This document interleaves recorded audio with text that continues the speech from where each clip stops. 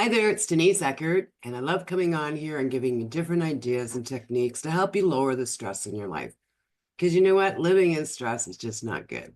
And today I've got Jennifer Kenney-Smith, who's a certified yoga teacher, Ayurvedic practitioner, and a life coach. She helps women who feel unfulfilled ignite their fire, reconnect to their power, and embody their greatness. Welcome, Jennifer. Thank you, Denise. I'm so grateful to be here. Now, today we're going to talk about alignment. Now, what is alignment? Let's go for the definition to start with. Well, I think that we know when things feel out of alignment. There's some people will say that there's a hell yes in our body or there's a hell no. So sometimes on our path of life, in relationships or in work or with children or even friendships, we'll know something's just rubbing us the wrong way. And when we don't take the time to drop in, what does our soul want? What does our body need? What feels good? What is a hell yes? If we're living out of alignment, out of this frequency of love and connection, the body starts to break down, our heart starts to break down. We feel emotionally disconnected. We feel energetically unsupported. We feel depressed, out of sorts, and all the things, anxious, overwhelmed.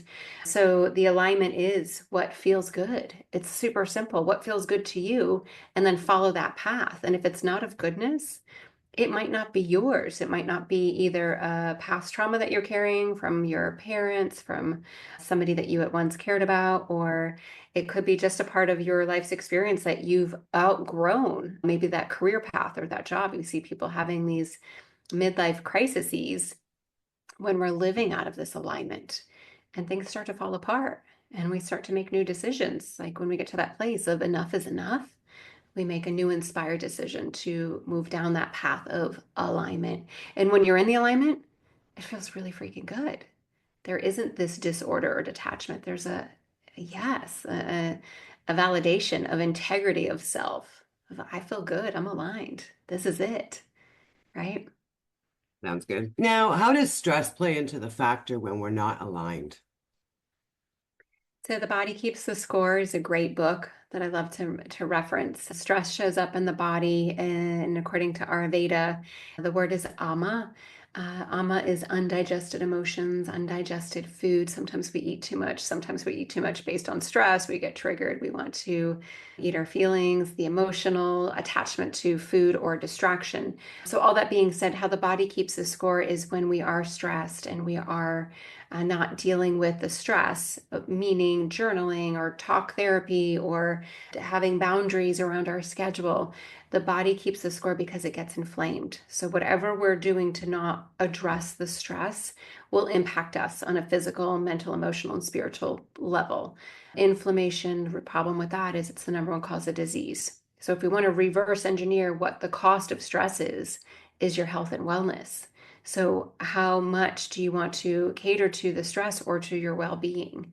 Can you start to put together a schedule to identify what your highest truth is, what your body, mind, and spirit really need to prevent all of the stress and the overwhelm so that we don't have this continuation of the body being impacted, the body keeping the score of the stress, of the chronic stress, the overwhelm? When I started this podcast at the beginning, I interviewed a lot of different people about burnout, and it was incredible.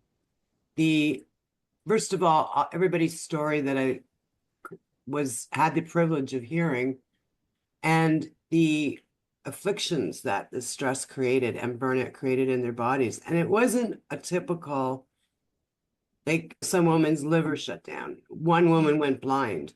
And it was the weirdest health issues that stress caused. And once they took the stress out of their lives and made the changes in their lives, they're completely happy, healthy, complete turnaround. So Yeah. now for someone listening to this that doesn't feel like they're quite in alignment, what are some of the first steps that they can do to start pushing themselves towards that alignment? Yeah, so I'd say it's literally the opposite rather than the pushing and the doing and the being. Like we're so conditioned to hustle, hustle, and do more, be more. We're going to start doing the total opposite. Because if we're conditioned to going to do the thing or become the person, that is where the misalignment is. So this is super spiritual, and I think it's said so often, but we don't hear it in the way that makes sense to us when we're not ready. But you already are enough. You already are everything that you're seeking. You already are the love that you crave. Everything that we need is already provided for us. It already is. It's a part of our inherent worth. And I think for me, when I was intentionally chasing for purpose and meaning outside of myself through my work, through my career, through friendships, through travel, through freaking Facebook posts, like all the things, we're looking outside of ourselves. So the first thing to do is to just take time to be in your own space. When I started this journey of my own healing, I had no relationship with myself. I would have told you I hated myself. I look back and wonder, like, where did I learn that pattern or that algorithm of being disconnected and disliking myself, disowning myself? And it happened from I was a child, and things happen and life was hard, and we overhear stories or movies or song lyrics and we adopt what other people say because we relate to it. So this persona of just overperforming and doing to combat this loathing and this dissociation and self-hatred. So how do we get back to a place where we can actually reconnect to ourselves, reconnect to the divine, reconnect to where purpose and meaning is from ourselves and the fulfillment and the love that we have access to? It's not going to be anything to do. It's going to be doing the less. It's sitting in stillness. I think returning to nature, probably the easiest step I was taking was going out and hiking or taking long walks. And a lot of that was a place I could just purge old pain and old trauma. And in nature, there's this beautiful ecosystem where the trees, the birds, the animals, the dirt, the grass, all of it, the sun, the moon, the stars, sky, everything in our favor is there to just allow us to purge out. And that purging, that sharing is this releasing. It's a somatic healing that's happening. Your feet are walking and you're moving energy out of your body and you're breathing in fresh prana and all of it starts to happen. So it's not necessarily a yoga retreat or 10 years worth of therapy. Like, that's cool. I've done all that stuff, but it's just doing less and coming back into your own space. I mean, it's taking a moment when you see your reflection in the mirror to not look away and to say something unkind to yourself, to make that eye gaze happen and just allow yourself to reconnect at your heart and be like, whoa, hey, beautiful girl, you are worthy, you are special, you are sacred, you are here for so much more than the pain and the shame of the past. So I like to walk, I like to journal.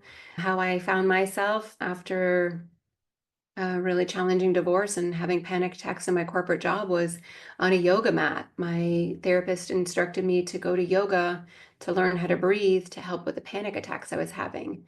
And for the first time in my life, this was in my late 30s. So I wasn't young, I wasn't old either, but I didn't have a relationship with myself for like 38 years. I didn't know who I was. And through this practice of yoga, I found myself moving physically, moving the emotions out that had been stored for so long and repressed for so long and suppressed for so long. And I started to move through it and start to feel stuff that I hadn't felt maybe ever. And as that process of releasing and recognizing these aren't me, these were just experiences, these were just memories, these are not part of my current state or my future. These are just a part of the past that if I express them, if I move through them, if I move through the embodiment of honoring, I am worthy of experiencing these emotions to not define me, I can let them go. And as I let them go, I started to find a woman on a yoga mat who desperately needed to be accepted and loved, not outside of me, but from me. And so yoga could be a place to start meditation. But you're not going to find it on social media, and you're not going to find it scrolling, and you're not going to find it on the local news station, and you're not going to find it at the local bar. You're going to find it maybe in your bedroom or in your bathroom, or on a walk in nature when you get to let everything outside fall away and you start to let everything inside turn back on. Well, thank you for correcting me because yes, I'm still a little bit corporate and it's doing, doing, doing. Yeah, It's my personality. of And course. I have switched it. I mean, I do start my day with a routine and well, being self-employed, I do what I want to do that day. Like I have a list of what I need to do the week. And I love working like that. So what do I feel like doing today? What Yeah. do I have the energy for today? And it makes such a difference when you are in alignment with what you're doing and what you want to do, that it just makes life just so much happier. Yeah. And I love that you shared the practices, meditation, being out in nature, taking a walk. Are there any other practices that you can recommend to get started in creating that alignment? Yeah, I mean, that deep sleep would be really powerful. I think that when we're doing, I come from that hustle culture too. When we're constantly doing, we put ourselves last, especially as women, if you're taking care of a family and you're working and maybe taking care, depending on the age of your parents too. So there's this shift that it's not just raising children. Now we're caring for our parents and we're still working and managing a family and all the things, and we forget to sleep. And I don't just mean like fall into bed and then hit the alarm to get up. I mean, creating a ritual around this time to sleep. We eat earlier. The largest meal of the day is lunch, so that in fact you can have a deeper rest at night because you're not digesting your big dinner and the American dinner of the appetizer, the meal that is 1,800 calories. What is it? Cheesecake Factory style. And then you have a snack after or an after dinner drink, and that gets you up till 9 o'clock at night. Well, the body just can't digest that late. Well, it can't rest that late if it's digesting. So we're looking at the rest versus and detoxing versus this big digestion. If the body's digesting, it's not going to get its deep sleep. So things like eating earlier in the day, having something light at dinner, so you can actually not crawl into bed, but enjoy this experience of getting into bed, having your nighttime ritual, which could be reading a book and not scrolling. It could be having time for self massage or myofascial release. It could be a nice warm bath where you're using Epsom salt to pull out the toxins from the body. It could be this deep devotion to you and maybe a spiritual practice. It could be a yoga nidra. It could be a meditation where we're not just running on fumes, falling into bed, and then we wake up absolutely exhausted. I lived there. It is then you race to get the coffee and caffeine, and then you're having a snack bar to fuel your energy. And that doesn't sound like a deep devotion to yourself and your self care and your self worth. But when we peel it back and we're getting a deep sleep and we're rising up, circadian rhythm coming up with the sun, gazing at the sun in the morning to bring in that red light therapy to help every cell in our body, every organ in our body that has a photoreceptor to receive that red light to do the healing that it needs to, so we can have a chance to have a beautiful day and a beautiful presence to the day. I do love my walks in the morning too. I like an evening walk, breath work in the morning. If you haven't done a holotropic Wim Hof type of breath to start to move the stale and stagnation out of the body, a nice cold shower would be really nice to awaken the blood and the healing the inflammation. It's really hard to be in a bad mood when you start the day on purpose with this intention of awakening this incredible faculty, this facility, this body, this vessel, to go take yourself through the day, not on the allowance of life is happening to you, but life is happening for you, and we get to show up with this beautiful experience.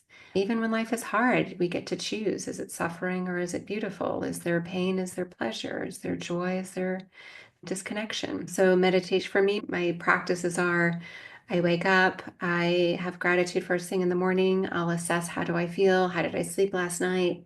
If my sleep was off, how late did I eat? Was I hydrated? I get up, I wash up and usually put on some really nice music to help bring my soul into alignment. I'll have some prayer time. I teach yoga first thing in the morning, so I prep my playlist and what I want to teach. If there's anything I need to clear before I get on the mat to be present for my students, I clear that. I have a yoga practice and then I have some more quiet time after that, which might be back in nature. It might be journaling. It just depends. Some days aren't all specific and there's not a rigid protocol, but I like what you said. Depends on what am I called to. Sometimes I'm back on with clients, but sometimes I need more space. And I know that now because I'm recovering from 25 years of serving somebody else's schedule and agenda, never my own. I didn't have these practices until the last few years. And now I'm like, it's my time. It's my turn. It's my time. It's totally selfish. And then the best way to heal and realign back into my sovereignty, my authority over myself. And I am not unapologetic about it at this time because it's important so I can help myself, my children, my community versus how I was conditioned before to seek outside of myself for that purpose and meaning, literally selling myself out because that's all that I knew, right? So those are some of my favorites. I'd work out too. I love to move my body. I like to strength train. I love a Peloton ride. And then time with friends and family. I spend almost all of my time with my kids and my boyfriend and in a state of just co-creating joy and happiness and seeing how I can expand myself. Where can I grow? What can I learn? How can I be present? Yeah. Well, just listening to you has brought my man. Yeah. It's brought my Energy down. stress level down a bit. Oh, Not that I've good. been stressed, but I've been working on something pretty intense this morning. And Mm. it's taking those breaks that we need. As you said, like sometimes you're with clients, sometimes you need more time. It's listening to what you need and Yeah. asking yourself what you need and Yeah. doing what you need. Yeah. Like Yep. it's not just, okay, I need some more time and then ignoring it. Yeah. Yeah. So the mantra I have is, how do I feel? It's the first question. And I ask this all day long. How do I feel? And sometimes it's, I'm tired.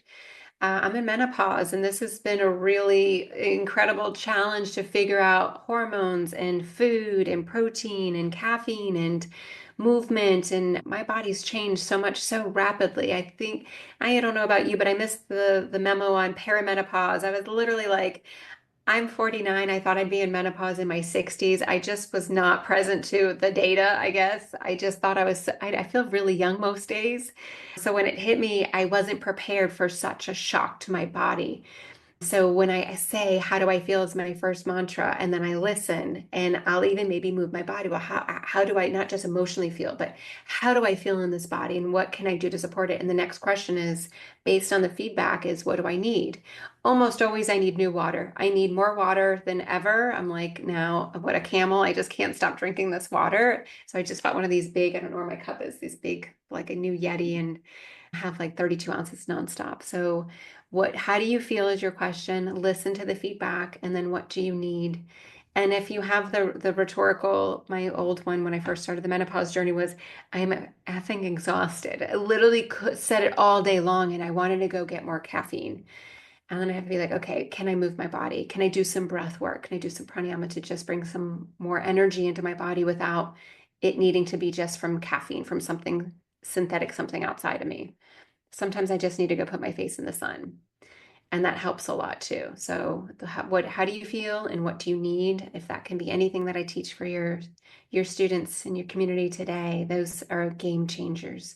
And that gives you back this devotion and connection to your body, which may have been lost since whatever time we abandoned it. When we said life was too hard, we can't defend ourselves any longer, and we dissociate from loving ourselves implicitly and having this beautiful devotion, and how to start getting back there, these little steps. Well, how do you feel? And one other example of that is when you have to pee. We're on Zoom calls a lot of the day and we have to pee and we sit there and we sit there and we sit there and we're like telling the body, no, I'm not going to go. I'm going to sit on a Zoom. It's a complete disregard. The body's saying we need to release. That we have to honor these cues. When the car engine light comes on in the car, we don't go, I'm not taking it to the shop. I'm going to keep driving it. Your engine could blow up. Like we wouldn't ever not take care of the car. But when it comes to our own bodies, we're like, no, I'll do that later. Why? No, I'll go to bed later. No, I'll eat later. No, I'll grab this snack instead of having a nourishing meal. I'll eat later. What a disregard. So then the body, no wonder it's inflamed, it's unwell, it's stressed, it's overwhelmed, it's in a disorder, it's in disease. And who's responsible? We are. No one did it to you or to me. We, along the way, just decided the next thing outside of us was more important, the schedule, the other client, the job, the kids. Like we have got to be responsible and pull that priority back to the self, to the body, to the heart, to the mind, to the soul, and then be the stewards of goodness to this body. And that's when it becomes a hell yes. And everything else for me is now like a hell no. I mean, if sometimes I still like to be invited to the parties, but there's a high probability I'm not going. I'm going to be home and in bed by 10 p.m. because I used to go to all the parties and swing from the chandeliers, and I just don't want to do that anymore. It doesn't serve me. I love that what you said too. It doesn't serve you. And that's the thing, like as we get older, what serves us? It switches. And certain things are not important anymore. And we've got to make that decision. Yeah. Now, I understand you have a daily ritual checklist. Can you talk about that a little bit? Yeah, so some of the things we talked about, did you get up and have your journal time? Did you have your meditation time? I like intermittent fasting. There's a little checkbox on there if you're into fasting, so you can have space between the meals so the body can actually do its purification and detoxification. Did you take a fast that day, 13 plus hours, 16 plus hours? Not rigid, just did you as another devotion? And there's a little box to give yourself a little love note and some gratitude when we want to change how we feel. If we're in a lower state, depressed, overwhelmed, stuck, not just don't feel like it. The constant procrastination that I feel like also comes with menopause. Gratitude can shift that energy really quick. And it can be just something like, I'm so grateful for my animals. I'm so grateful for this time to sit and not be doing anything except serving me. Or it can be beautiful. I'm so happy and grateful for an incredible client experience, an incredible month. Maybe it was a highly productive month. So that checklist is there so you can start having these one-on-one conversations with yourself in devotion as a ritual, not the to-do list to lose the 10 pounds. We've been so indoctrinated into this negative feedback loop of we have to get to the thing to feel good about ourselves. Instead, it's a daily devotion. It's just a ritual. How can you serve yourself today with love and compassion? I love that. So we're going to be wrapping this up. So, Jennifer, what are your final words of wisdom to the audience today? That everybody is worthy of the healing journey and the ascension journey, that it doesn't have to be hard. But as long as that we've spent avoiding ourselves and caring for ourselves, it's time to make that declaration and ownership of it. I am worthy of changing and making small, we call it Kaizen in Ayurveda, small incremental changes, something small to get to bed earlier, have a lighter meal, take the walk outside. You're worthy of feeling so good to have a hell yes of you and yourself all day long. Life doesn't have to be hard. It really doesn't. I played that game for a really long time, and the suffering is truly your own choice. We can change. So to start there, that would be my message. Begin with you. Put yourself first. Powerful. So thank you so much, Jennifer. So I will be putting Jennifer's links and information wherever you're watching or listening to this. So if you have any questions, feel free to reach out and ask Jennifer your questions. So I'm leaving you a gentle reminder to slow down and enjoy life, and I'll see you in the next episode.